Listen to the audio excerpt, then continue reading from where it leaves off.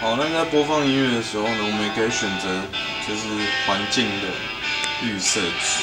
那里面有看到有俱乐部啊、大礼堂。那你选择的时候呢，就是音效就会有些不同。那因为它这个是它预设的一些环境的播放的音效，那它没有一个可以自行设定的那个